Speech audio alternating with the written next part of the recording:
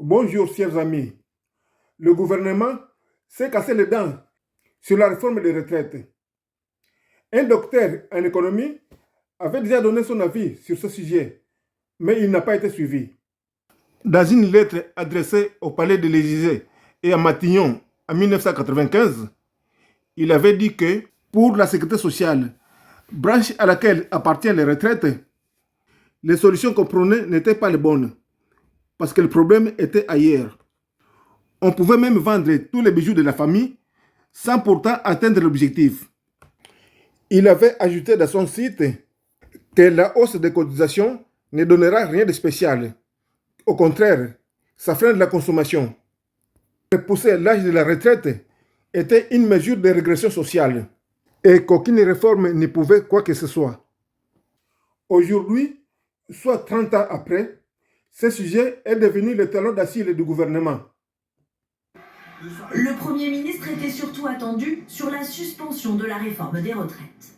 Condition sine qua non du Parti socialiste pour ne pas censurer ce gouvernement. Rapidement, Sébastien Lecornu cède à leur demande sans condition. C'est la raison pour laquelle je proposerai au Parlement dès cet automne que nous suspendions la réforme de 2023 sur les retraites jusqu'à l'élection présidentielle. Aucun relèvement de l'âge n'interviendra à partir de maintenant jusqu'à janvier 2028. L'autre caillou dans la chaussure du gouvernement, c'est la dette publique.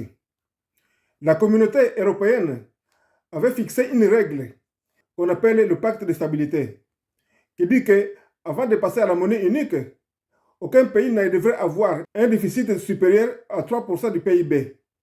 Cet économiste avait dit qu'aucun pays n'allait respecter cette règle, sauf si on suivait ce qu'il préconisait.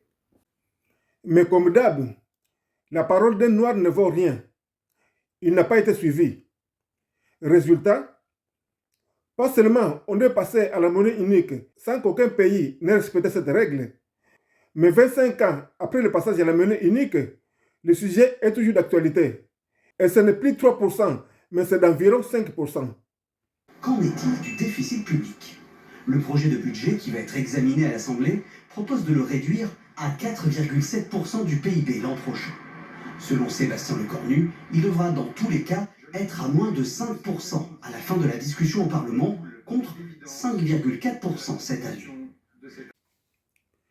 Franchement, ce mec mériterait le prix Nobel d'économie. Mais c'est le contraire. Si on va sur les réseaux sociaux, c'est quelqu'un qui n'a pas la cote. C'est la seule personne qui a plus de vidéos que d'abonnés.